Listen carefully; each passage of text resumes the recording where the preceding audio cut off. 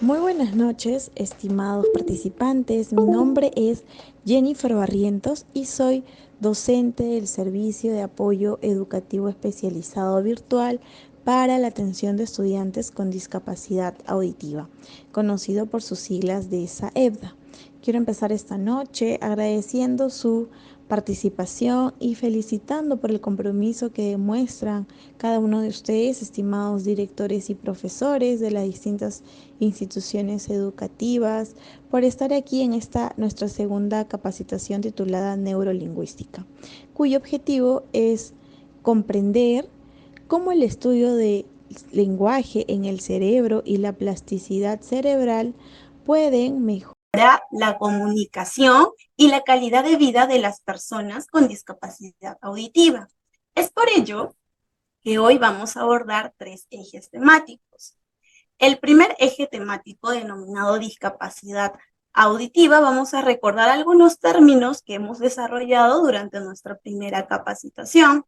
Seguidamente, el segundo eje temático se titula cerebro y lenguaje, y finalmente nuestro tercer eje temático se titula neuroplasticidad y adaptaciones cerebrales.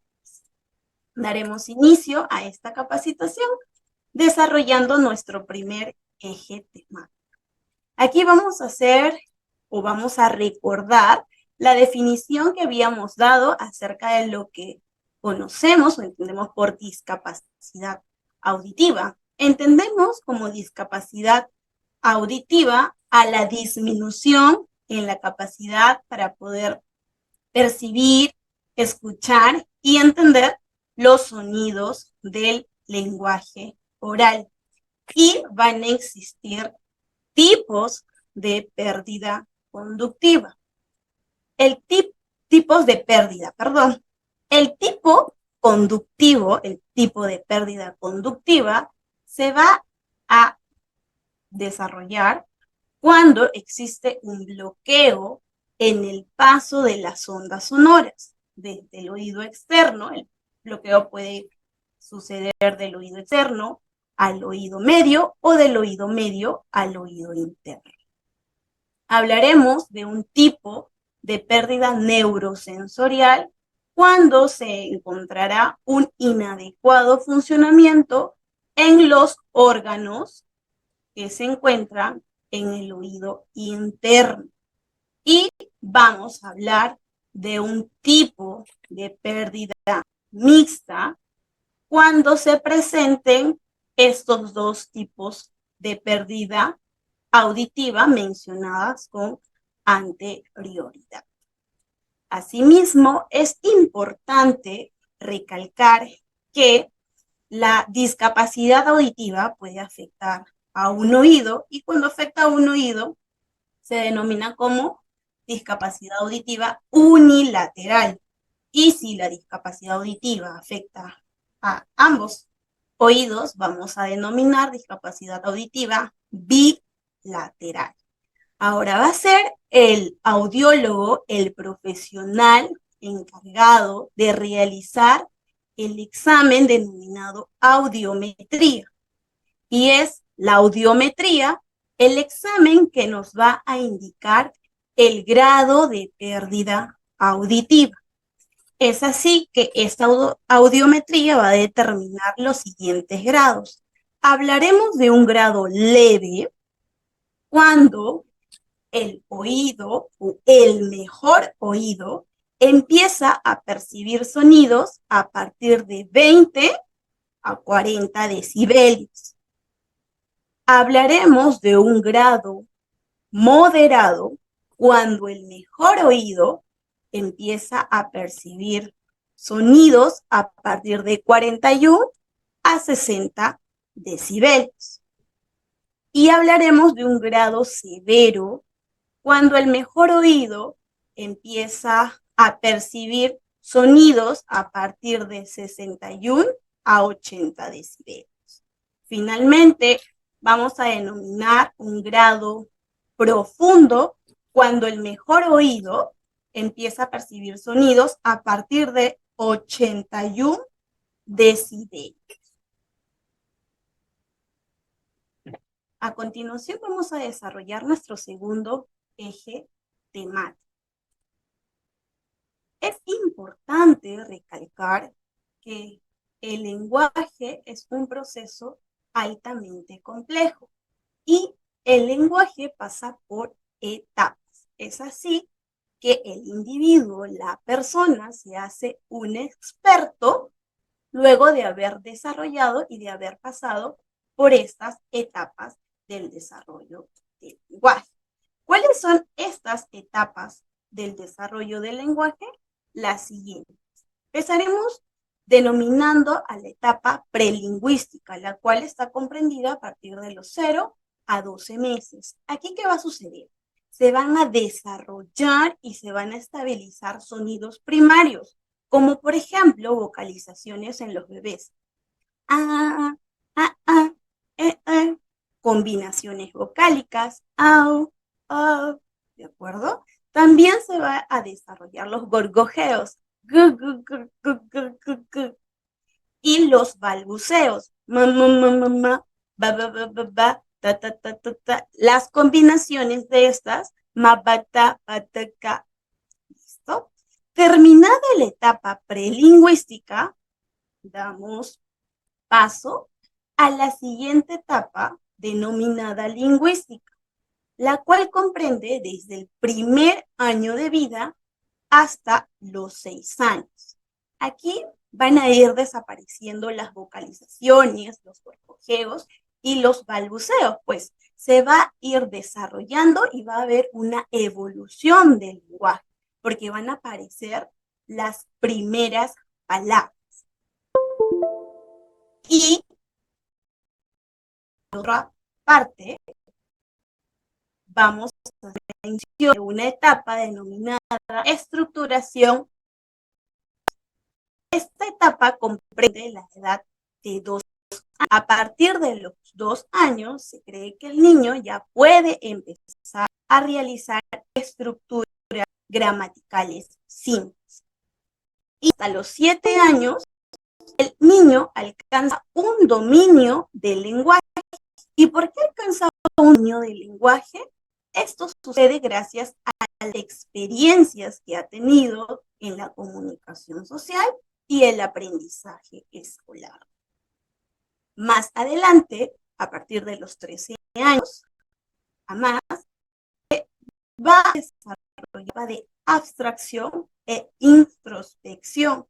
En esta etapa, el desarrollo lingüístico, el enriquecimiento del vocabulario y del lenguaje va a depender del intelecto.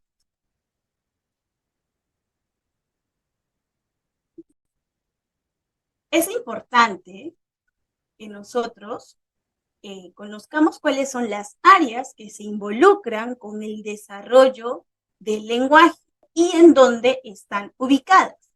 Y estas imágenes que estamos presentando a continuación nos permite conocer la ubicación de los futuros órganos que vamos a ir desarrollando más adelante. Por ejemplo, si hablamos de hemisferios, podemos decir que tenemos 2 hemisferios, hemisferio derecho y hemisferio izquierdo.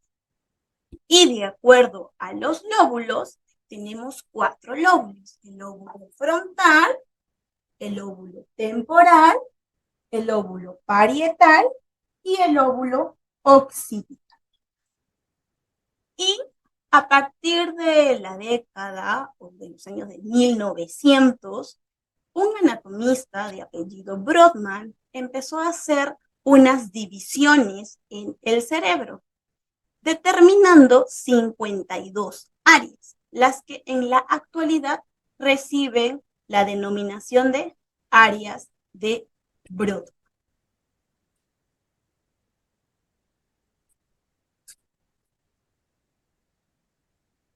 Las investigaciones han determinado que hay un vínculo muy estrecho entre el desarrollo del lenguaje y el hemisferio izquierdo. Y en el hemisferio izquierdo vamos a poder encontrar las siguientes áreas, como por ejemplo, el área de Broca y el área de Wernicke. El área de Broca y el área de Wernicke se van a conectar por medio del fascículo arqueado. Y en el hemisferio izquierdo también vamos a poder encontrar otra área denominada circunvolución angular. El área de Wernicke se ubica en el hemisferio izquierdo, en el lóbulo temporal posterior. Y la función principal de esta área es llevar a cabo la comprensión del lenguaje. Esta área también es conocida como el área del procesamiento auditivo del lenguaje. Este procesamiento auditivo del lenguaje nos permite identificar el idioma y nos permite conocer los mensajes de este idioma. Entonces, estábamos explicando que el área de Wernicke tiene por función principal llevar a cabo la comprensión del lenguaje.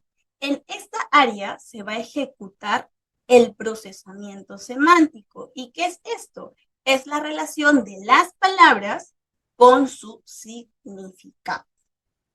¿Y qué va a suceder cuando el área de Wernicke se ve lesionada o dañada? Se va a presentar una condición. Esta condición se conoce como afasia de Wernicke, en donde se ve comprometida la comprensión del lenguaje. Sin embargo, no puede estar alterada la producción del habla. Y el área de Broca, esta se va a encontrar también en el hemisferio izquierdo, en el lóbulo frontal. Exactamente tiene una ubicación por encima y detrás del ojo izquierdo. ¿Y cuál es la función principal del área de Broca? Es la producción del habla. El área de Broca se va a encargar de planificar los movimientos necesarios para poder producir la palabra de un idioma, en un idioma. ¿Ok? Y esta planificación de movimientos articulatorios supone buscar un orden de fonemas. Por ejemplo, para yo poder decir casa, esta área ha tenido que planificar los movimientos necesarios para emitir los sonidos a, a, los cuales se han hecho en milésimas pues, de segundo, en breve segundo. ¿Y qué sucede cuando esta área se ve afectada por lesiones o daños? Cuando esta área se ve afectada, se produce una condición denominada afasia de Broca. Aquí vamos a encontrar. Sí, ¿te escuchan? ¿Qué estás ahí?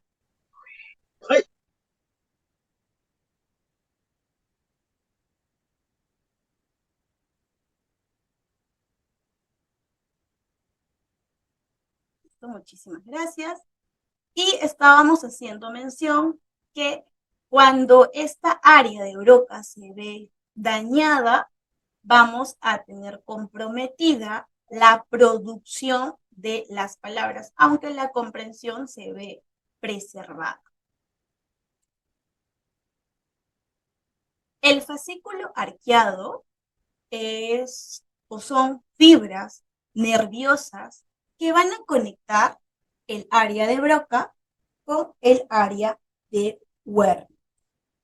El fascículo arqueado va a permitir la comunicación y la transmisión de información del área encargada de la comprensión del lenguaje con el área encargada de la producción del lenguaje. ¿Para qué?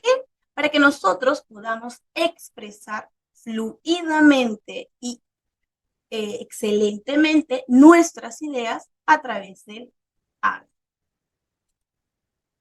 La circunvolución angular es un área que también se va a encontrar en el hemisferio izquierdo, en el lóbulo parietal, muy cerca al área de Wernicke, y tiene por función principal tener una relación con los procesos de lectura y escritura, pues va a intervenir en la recuperación y conocimiento de las palabras escritas.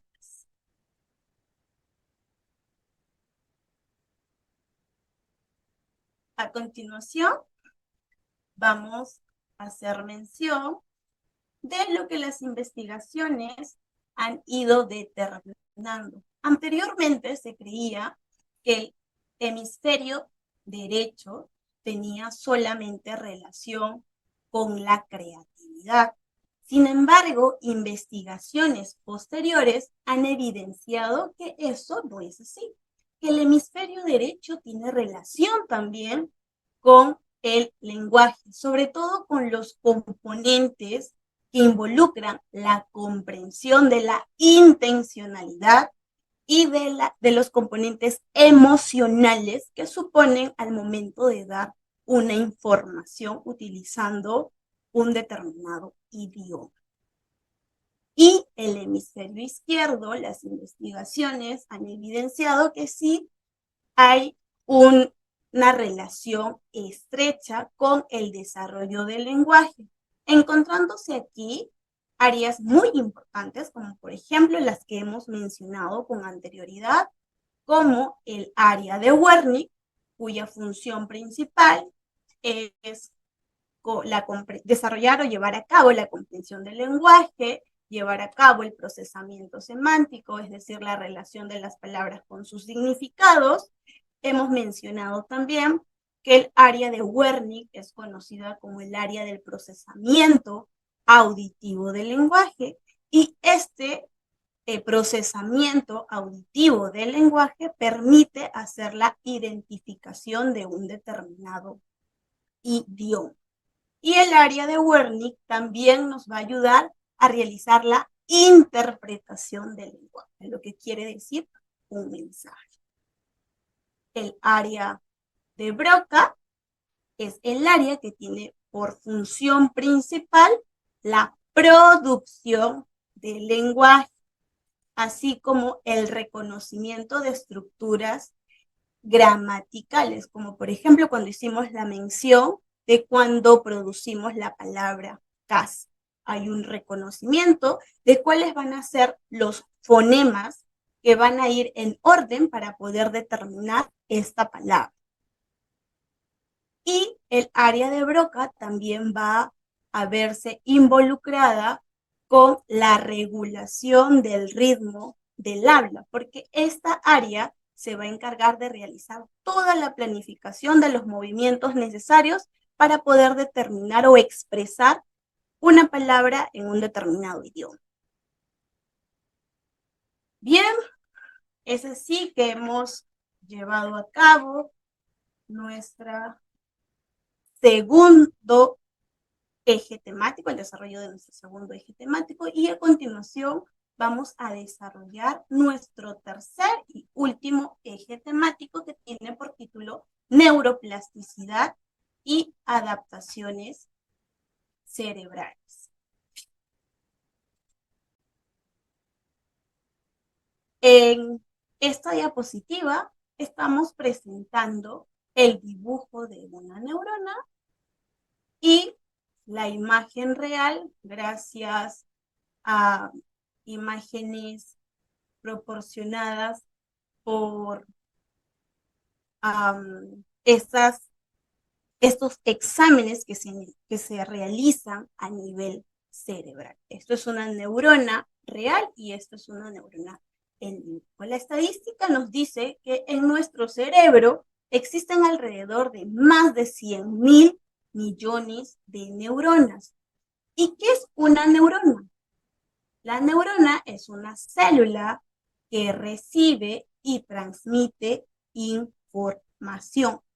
Y la sinapsis es el área de comunicación que va a tener por consecuencia la formación de redes neuronales cuyas redes neuronales van a cumplir determinadas funciones.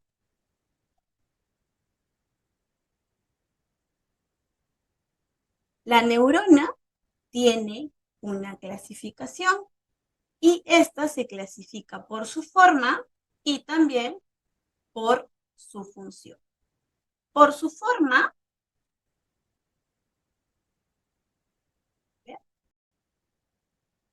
vamos a encontrar la clasificación de neuronas unipolares. ¿Por qué? Porque del cuerpo va a haber una sola prolongación. Vamos a encontrar neuronas bipolares. Las neuronas bipolares tienen dos prolongaciones. Y vamos a encontrar también neuronas pseudo unipolar. ¿Y qué quiere decir pseudo? Quiere decir casi. Entonces, del cuerpo va a salir una prolongación, pero esta prolongación va a tener dos terminaciones. Es por ello su nombre de neurona pseudo unipolar. Quería ser una, pero finalmente fueron dos prolongaciones. Y a continuación presentamos la neurona multipolar. Esta tiene, como podemos observar, varias prolongaciones.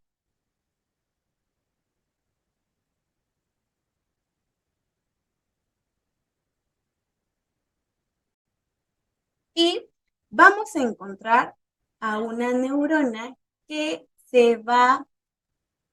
vamos a poder ubicarla dentro del sistema nervioso central. Esta neurona es conocida como neurona piramidal y se caracteriza porque tiene muchas prolongaciones. Esta neurona es muy importante porque permite llevar a cabo diferentes o está relacionada con el aprendizaje.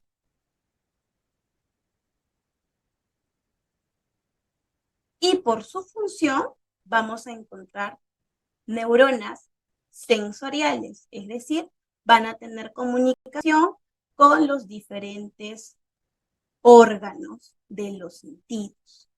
Vamos a tener también neuronas motoras que van a permitir que se realicen diferentes movimientos. Y vamos a encontrar intraneuronas. Estas intraneuronas las vamos a encontrar dentro del sistema nervioso central, en donde va a haber una comunicación de neurona con neurona. Hace muchos años se creía que en el sistema nervioso central no habían modificaciones, que no podía haber formación de nuevas neuronas o comunicación de neurona con neurona y que su formación se había terminado luego del desarrollo embrionario. Sin embargo, investigaciones posteriores han dado a conocer que la neuroplasticidad es una propiedad del sistema nervioso y nos va a indicar que el sistema nervioso no ha concluido y que ésta puede responder a diferentes cambios en respuesta a la estimulación sensorial, cognitiva o al aprendizaje. Y la neuroplasticidad también va a ser la capacidad de nuestro cerebro para poder adaptarse y reorganizarse mediante la formación de nuevas conexiones neuronales. ¿Y qué sucede con la neuroplasticidad en relación a las personas que utilizan la lengua de señas? Aquí se va a observar cómo el cerebro ha ido realizando adaptaciones y se ha reorganizado en respuestas a estas experiencias lingüísticas. Aquí presentamos en esta imagen redes neuronales antes de ser expuestas a un estímulo. Posteriormente, se evidencia en la siguiente imagen a redes neuronales luego de 2 semanas de haber sido expuestas a estimulación cognitiva. Y en esta tercera imagen observamos cómo han incrementado las redes neuronales después de 2 meses de tener exposición a estimulación cognitiva. Es por ello que hacemos mención que la neuroplasticidad es una propiedad del sistema nervioso central que nos indica que su desarrollo no ha terminado y que ésta puede sufrir cambios, modificaciones en su estructura respondiendo a diferentes estímulos. Existen personas que tienen discapacidad auditiva y determinan usar lengua de señas. Es importante tener claro que la lengua va a constituir un recurso básico de comunicación para poder expresar nuestras necesidades, poder conocer el entorno y desarrollar nuestra personalidad. La lengua de señas es una lengua que va a utilizar el canal visogestual espacial, es decir, se van a usar las manos, los ojos, el rostro, la boca y el cuerpo. ¿Qué han evidenciado los estudios? Los estudios realizados en personas que utilizan lengua de señas han observado que en el cerebro se han realizado algunas modificaciones, como por ejemplo, las áreas visuales y de procesamiento gestual es las que se activan y estas se van a volver más prominentes y se van a especializar en el procesamiento de la identificación de componentes visuales y espaciales que involucran el usar lengua de señas.